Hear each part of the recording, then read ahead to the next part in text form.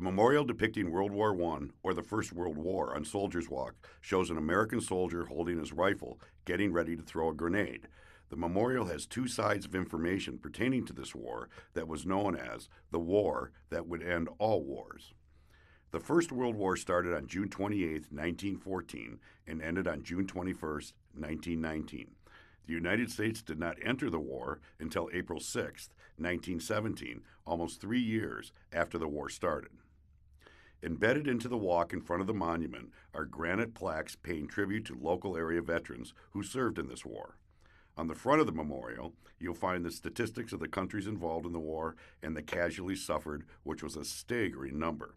For instance, 65,038,810 soldiers were mobilized for this war, of which 4,355,000 were American troops. 8,538,315 were killed in action. 126,000 of those were Americans. 21,219,452 soldiers were wounded in action, of which 234,300 were Americans, and 7,750,919 were declared either POW or missing in action, including 4,500 Americans. It should be noted that the actual casualty statistics for World War I vary to a great extent. Estimates of the total deaths range from 9 million to over 15 million, ranking it among the deadliest conflicts in human history. The casualty rate was exacerbated by technological and industrial sophistication and tactical stalemates. It was the fifth deadliest conflict in history, paving the way for major political changes, including revolutions in many of the nations that were involved. World War I was a global war, centered in Europe, that began on the 28th of July, 1914, and lasted until November 11, 1918. From the time of its occurrence until the approach of World War II, it was simply called the World War, or the Great War, and thereafter the First World War, or World War I. In America, it was initially called the European War. Since the beginning of World War I in 1914, the United States under President Woodrow Wilson had maintained strict neutrality, other than providing material assistance to the Allies. Even in May 1915, when a German submarine sank the British ocean liner Lusitania, killing 128 U.S. citizens out of a total of 1,200 dead, the United States, though in an uproar, remained neutral. In January 1917, Germany announced that it would lift all restrictions on submarine warfare starting on February 1st. This declaration meant that German U-boat commanders were suddenly authorized to sink all ships that they believed to be providing aid of any sort to the Allies. Because the primary goal was to starve Britain into surrendering, the German effort would focus largely on ships crossing the Atlantic from the United States and Canada. The first victim of this new policy was the American cargo ship Housatonic, which a German U-boat sank on February 3, 1917. Although Wilson tried hard to keep the United States neutral, by the spring of 1917, the situation had changed significantly and neutrality no longer seemed feasible. Germany's unrestricted submarine warfare was taking its toll, as American ships, both cargo and passenger, were sunk one after the other. Finally, on April 2nd, Wilson appeared before Congress and requested a declaration of war. Congress responded within days, officially declaring war on Germany on April 6, 1917.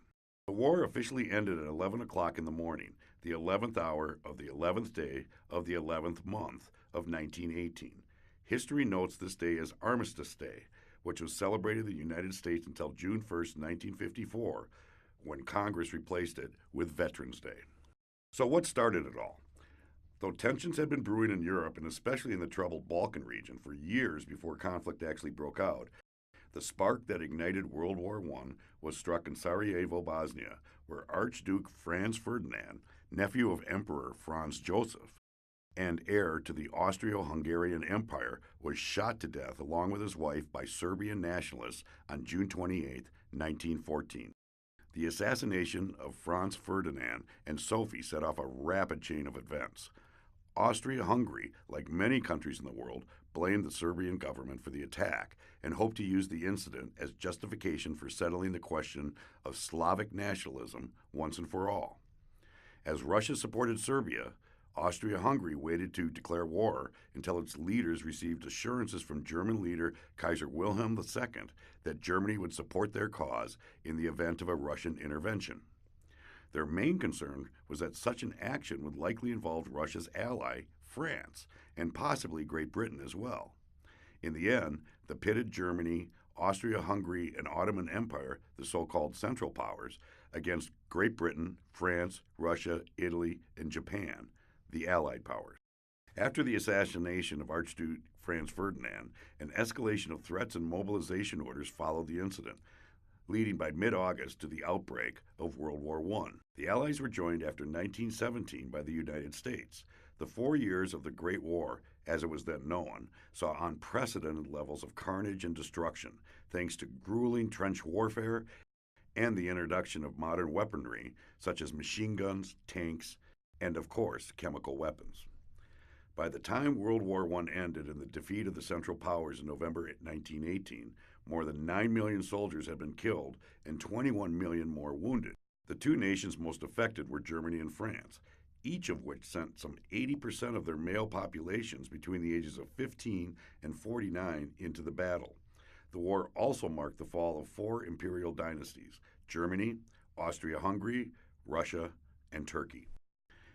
At the Peace Conference in Paris in 1919, Allied leaders would state their desire to build a post-war world that would safeguard itself against future conflicts of such devastating scale.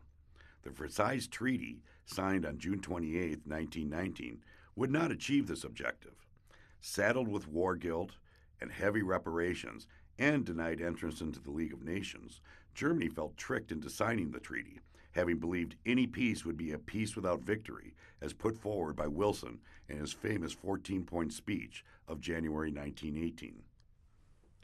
As the years passed, hatred of the Versailles Treaty and its authors settled into a smoldering resentment in Germany that would, 2 decades later, be counted among the primary cause of World War II and, of course, the rise of Hitler.